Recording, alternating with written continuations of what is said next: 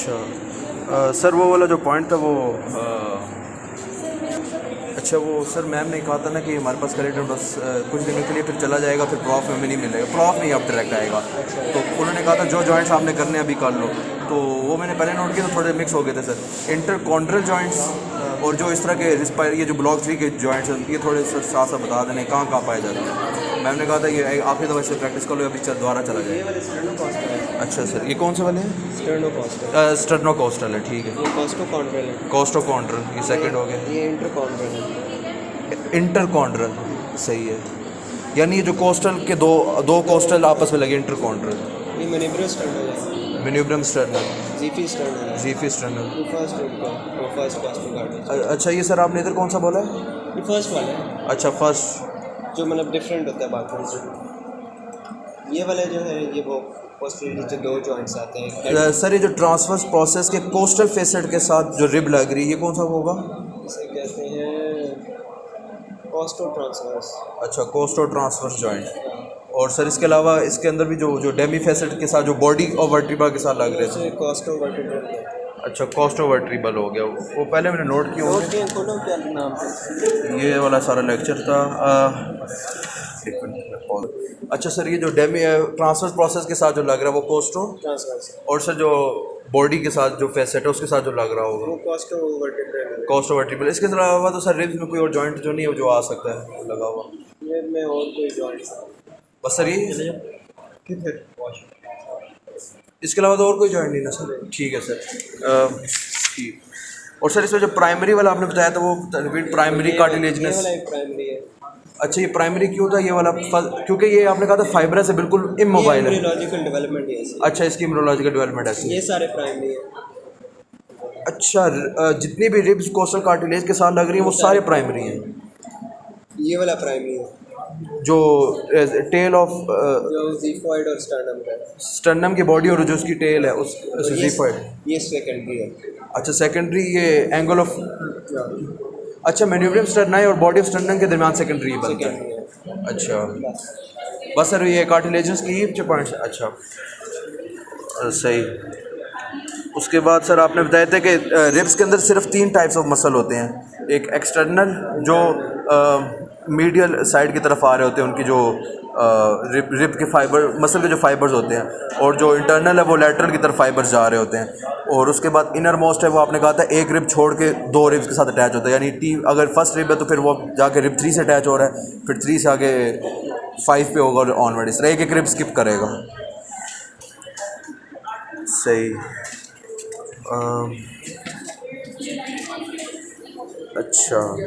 अच्छा सर ये रिब 1 आपने बनाई थी और ये रिब 2 थी। External intercostal, internal intercostal, inner most और ये वैन, और सबसे ऊपर वेन आर्टरी और न्यूरोमस्कुलर बंडल आ जाएगा। और इसके साथ और आपने कौन सा पॉइंट? अच्छा आपने सर बताया था इंटरनल और इनर मोस्ट के दरमियान में न्यूरोमस्कुलर बंडल लाया करता है, वो जो आपने डायग्राम में बनाया था वो वही पॉइंट आ गया, ठीक है। अच्छा और वेन ऊपर होती है, ठीक। हाँ यार सर उसके बाद आपने इंसिजन का बताया था कि एक में तो एनेस्थीसिया देंगे और जिसमें एनेस्थीसिया देंगे उसमें तो हमने वेन तक पहुंचना है, तो और नर्व तक पहुंचना है जो बंडल के अंदर नर्व है, और जो दूसरा होता है वो हम किस लिए करते हैं, वो जो नीमोथोरैक्स है उस वजह से। अच्छा एनेस्थीसिया में आपने कहा था कि स्पेस जो ये है इस स्पेस के ऊपर स्पेस का ऊपर और रिब का नीचे वाला हिस्सा, और ये इधर यानी हम इंसिजन करेंगे एनेस्थीसिया के लिए, नीडल डालेंगे एनेस्थीसिया के लिए।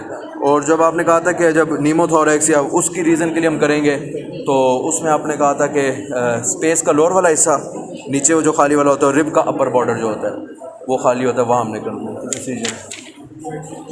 और सर अच्छा ये पॉइंट था। उसके बाद सर आपने कहा था इंटरकोस्टल नर्व जो होती है वो सिर्फ 11 होती है जबकि थोरेसिक नर्व 12 होती हैं, क्योंकि जो 12वीं होती है वो सब कोस्टल होती है। सर सब कोस्टल का क्या मतलब है? कोस्टल के रिब के नीचे, कोस्टल के नीचे सब बिलो होता है। सब बिलो कोस्टल के नीचे, यानी वो जो सर ये वाला एरिया सारा बन रहा है। अच्छा इधर T12 इधर लाएगा। इंटरकोस्टल 2 के दरमियान है ना, यहाँ पे तो 2 नहीं है, एक ही है। अच्छा समझ गया। तो आखिरी जो फ्लोटिंग रिब है उसके नीचे T12 लाई करती है, इसलिए हम उसको इंटरकोस्टल नहीं कहते। सही, यानी 12 जो है वो थोरेसिक है लेकिन इंटरकोस्टल नहीं है। सही, इधर आ जाओ। अच्छा, और सर आपने इधर जो बताया था, यस सर, फिर आपने टिपिकल और एटिपिकल में डिफरेंस बताया था। टिपिकल में आपने कहा था सिर्फ 4 ही जो टिपिकल होती है T3 से T6 तक, बाकी सारी एटिपिकल होती हैं। और एटिपिकल में आपने सबसे पहले T1 का बताया था कि ब्रेकियल प्लेक्सिस को एक ब्रांच कंट्रीब्यूट करती है और एक ब्रांच इसकी इंटरनल कोस्टल नर्व में आ जाती है, 2 ब्रांचेज है सिर्फ इसकी। और T2 का आपने कहा था कि इसकी स्पेशल नर्व होती है जिसका स्पेशल नेम होता है इंटरकोस्टोब्रेकियल नर्व, जो आगे 2 जगह सप्लाई करती है, medial side of the arm और एक्सिलरी रीजन। ठीक, सही हो गया। उसके बाद सर T7 से T12 तक आपने कहा था, ये भी एटिपिकल है। और T7 से T11 नहीं होगा? 11 is 12 सब cost। अच्छा, T7 से T11, और उसकी रीज़न आपने बताई थी क्योंकि ये एटिपिकल इसलिए क्योंकि ये रिब्स को सप्लाई करती है, उसके साथ साथ ये डिप डाउन कर जाती है एब्डोमिनल मसल्स को, तो ये एब्डोमिनल मसल को भी सप्लाई करती हैं। और T12 सब कोस्टल होगी। उसके बाद सर टिपिकल का आपने बताया था, इसके कॉमन फीचर्स होते हैं। आपने कहा था हर टिपिकल आगे जाके 3 में चली जाती है। ट्विस्टिंग एंगल से पहले वो 2 ब्रांचेस देती है, लैटरल क्यूटेनियस नर्व और कोलैटरल नर्व। उसके बाद सर वो खुद आगे जाती है और स्टर्नम से पहले खुद जाके टर्मिनेट हो जाती है एज एंटीरियर क्यूटेनियस नर्व। और सारी जो 4 टिपिकल्स हैं वो यही काम करती हैं। अच्छा, उसके बाद और सर आपने कहा था जो सारी टिपिकल हैं, ये जो 4 टिपिकल्स हैं, ये 4 जगह सप्लाई करती है, मसल्स, डर्मेटोसोम, डर्माटोम का क्या मतलब था? क्यूटेनियस डिस्ट्रीब्यूशन को डर्मेटोम कहते हैं। अच्छा, स्किन वाली जो बैंड लाइक डिस्ट्रीब्यूशन है। अच्छा, और आपने कहा था इसकी सेंसरी सप्लाई होती है पेरियोस्टियम ऑफ द रिब्स सिर्फ, और साथ पैराइटल। अच्छा, वो तो थर्ड ही होगी सेंसरी सप्लाई, 4th होगी पैराइटल लेयर ऑफ द पेलूरा, वो भी सेंसरी ही करती है। यस सही है, ठीक। ये 4 इसकी कंट्रीब्यूशन होगी। विसरल रेल नहीं आएगी? विसरल डीप होती है। अच्छा, विसरल डीप है इसलिए, ठीक। उसके बाद सर यस, इंटरकोस्टल आर्टरीज। तो सर इंटरकोस्टल आर्टरीज में आपने एक पोस्टीरियर और एक इंटीरियर की इंटरवेंशंस बताई थी। पोस्टीरियर में आपने कहा था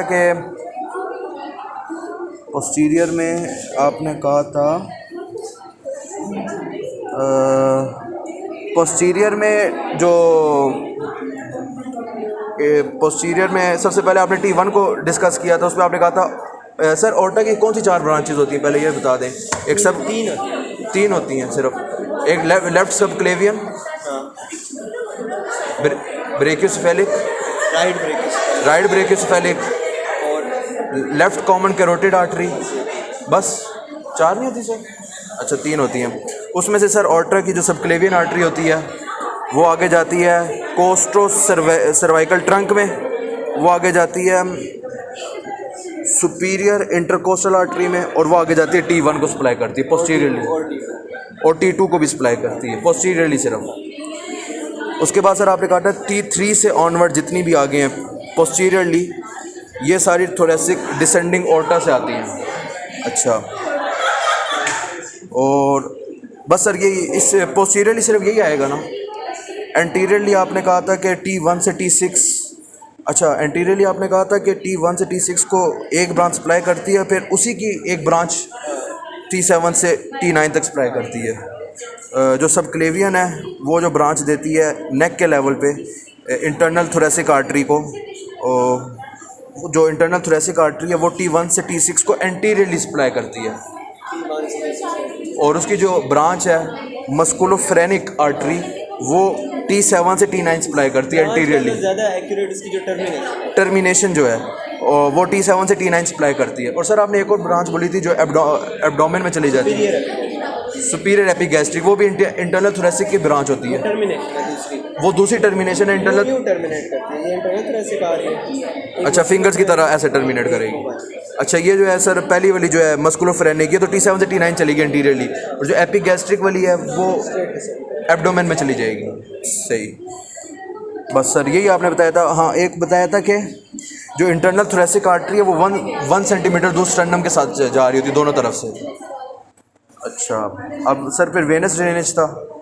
अच्छा सर आपने कहा था वेनस ड्रेनेज में भी एंटीरियर और पोस्टीरियर दोनों अलग अलग होगा। आपने कहा था पोस्टीरियरली में जो सुपीरियर वेना केवा के पीछे ए जाइगस वेन होती है वो पीछे हमारा पोस्टीरियरली राइट साइड को ड्रेन करती है, और लेफ़्ट साइड को पीछे पोस्टीरियरली हेमीजाइगस और एसेसरी जाइगस ड्रेन करती है। और जो वेना केवा है वो ऊपर से आता है और इन्फीरियर नीचे से आता है। और एक्सेप्शन आपने फिर बाद में बतानी थी। उसके बाद जनरल आपने बताया था कि जो एंटीरियर है वो आर्टरीज वाली है। अच्छा, जो आपने एंटीरियर था वो आपने बताया था कि जो इंटरनल थोरेसिक आर्टरीज एंटीरियर, हाँ एंटीरियर में जहाँ इंटरनल थोरेसिक आर्टरी मस्कुलोफेरेनिक और एपिगैस्ट्रिक दे रही थी, वही इंटरनल थोरेसिक आर्टरी आगे इंटरनल थोरेसिक वेन में कन्वर्ट हो जाती है। उसके जो नाम की वेन है तो वो उसी के साथ लगी होगी, उसके साथ साथ ही गुजरती है ना। अच्छा, उसके साथ साथ यहाँ रेडियल यहाँ तो नहीं खैर रूल होता है, लेकिन बाकी बॉडी में जिस नाम की आर्टरी होती है उसी नाम के उसके साथ वेन जा रही होती है। अच्छा बिल्कुल, तो उसकी वो वेन खुद कहाँ से आ रही होगी? वो ब्रेकिस वाले वेन से, और वो ब्रेकिस वाले ड्रेन करेगी सुपीरियर वेना केवा। अच्छा, यानी सुपीरियर वेना केवा से ब्रेकोस्फेलिक वेन, ब्रेकोस्फेलिक वेन से इंटरनल थोरेसिक वेन, और इंटरनल थोरेसिक वेन आगे आके इधर। अच्छा अच्छा ठीक है, इंटरनल थोरेसिक आके फिर आगे क्या करेगी सर? मस्कुलोफ्रेनिक से, मस्कुलोफ्रेनिक वेन। अच्छा, फिर वो आगे बस यहाँ से मस्कुलोफ्रेनिक आगे जाके फिर सारी को इंटरकोस्टल वेन्स, इंटरकोस्टल वेन सारी को ड्रेन कर लेगी T1 से। T1 से जो जिस तरह आर्टरी कर रही थी। सर आर्टरी में तो डिफरेंट था ना, T1 T2 का आपने अलग बताया था। नहीं आगे से, हाँ आगे से आपने T1 से T6 का अलग बताया था, T7 से T9 उसी की एक ब्रांच थी। तो वेन्स में T1 से T6 तक इंटरनल थोरेसिक वेन है, इंटरनल थोरेसिक वेन है, और T7 से T9 तक उसकी जो ब्रांच है मस्कुलोफ्रेनिक वेन है। अच्छा, सेम मेथड है, समझ गया, आप समझ गया। और सर एक्सेप्शंस आपने बताई थी कि आपने कहा था T1 हमेशा एक्सेप्शन में होती है, और इसके साथ साथ T2 T3 और T4 भी है। आपने कहा था T1 जो है वो पीछे जो पोस्टीरियर की जो बात हो रही है, जैसे पोस्टीरियर सारी जाइगस में जा रही है, लेकिन जो T1 है वो ब्रेकोस्फेलिक या वर्टिब्रल वेन में जा रही है। और T2 T3 और T4 जो है वो भी जाइगस के जाने के बजाय पोस्टीरियरली वो जा रही है ब्रेकोस्फेलिक में, लेकिन ब्रेकोस्फेलिक में जाने से पहले T2 T3 T4 मिलके सुपीरियर इंटरकोस्टल वेन बनाएंगी। अच्छा सर, और इसके अलावा हम लोगों ने कार्डियो की फिजियो कर लिया ना, कार्डियो की फिजियो, ये कार्डियो की फिजियो में कुछ पूछ रहा हूँ। अच्छा सर, एक चीज़ और पूछनी है। अच्छा सर, एरिया ऑफ सप्लाई में आपने बताया था कि T3 से T6 तक ये स्ट्रेट बैंड बनाएंगे, T3 से T6 तक स्ट्रेट बैंड बनाएंगे, और जो एटिपिकल जो हैं वो आर्चेस बनाती हैं। अच्छा, ये T6 और T7 होगी, सही। और सर आपने फिर इसकी लोकेशन भी बताई थी, T4 निप्पल लाइन पे होती है, T10 अम्बलाइकल में होती है, अम्बलाइकल वाले पार्ट में, T6 आपका ज़ीफी स्टर्नम, T6 ज़ीफी स्टर्नम पे होता है, जहाँ वो ज़ीफाइड प्रोसेस और बॉडी स्टर्नम लग रही होती है। और T12 पेल्विक गर्डल के बिल्कुल ऊपर, T1 एंटीरियर आर्म पे होता है, T2 axillary medial side of the arm पे होता है। और सर इसके साथ जो क्लिनिकल था वो मुझे बिल्कुल नहीं समझ आया था, रेफर्ड पेन भी जो क्वेश्चन था उसका क्या, वो क्या था सर? मतलब अगर हार्ट अटैक का जो पेन होता है यस, वो इस इंटरकोस्टोब्रेकियल नर्व के अलाउंग जाता है, तो सिर्फ T2 के medial side of the arm पे क्यों होता है, T1 के क्यों नहीं, इसकी क्या रीज़न? क्योंकि उसकी रेफर इसी के अलाउंग होता है ना, जिस नर्व के अलाउंग रेफर होगा उसी के अलाउंग पे। नहीं मतलब हार्ट और T2 का आपस में क्या लिंक है जो T1 और हार्ट का नहीं है, ये मेरा क्वेश्चन था, ये क्लिक कर रहा था मुझे। T1 ज़्यादा ऊपर है तो T2 से जो नीचे बाकी हैं वो उनका भी नहीं है प्रॉब्ली, क्योंकि कोई इसका रूट इस तरह होगा। अच्छा, मतलब इसकी कोई स्पेसिफिक रीज़न नहीं है।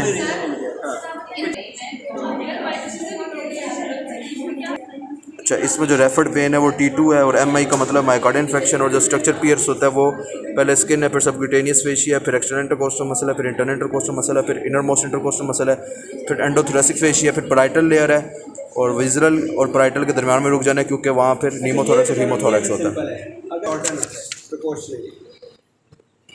अच्छा सर, इसमें जो पहला था पहला लोग जो था origin of intercostal nerves, origin तो बता दें।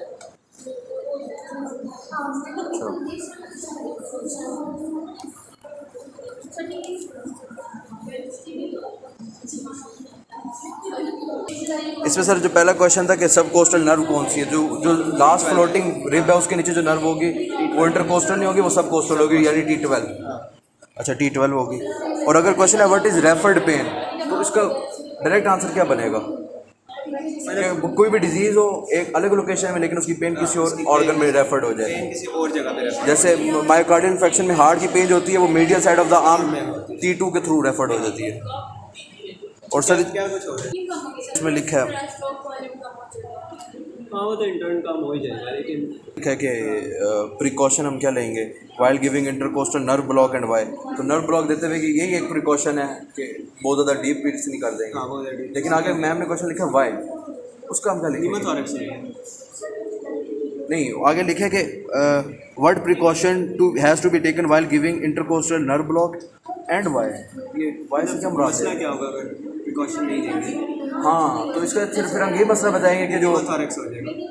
हीमोथोरैक्स यानी नीमो नीमो नीमो नीमो नीमो एयर फील्ड हो जाएगी, क्योंकि वो पियर्स हो जाएगी लास्ट लेयर, उससे एयर उस या फिर आप लंग को पियर्स करोगे और लंग से एयर बाहर आती है। समझ गए।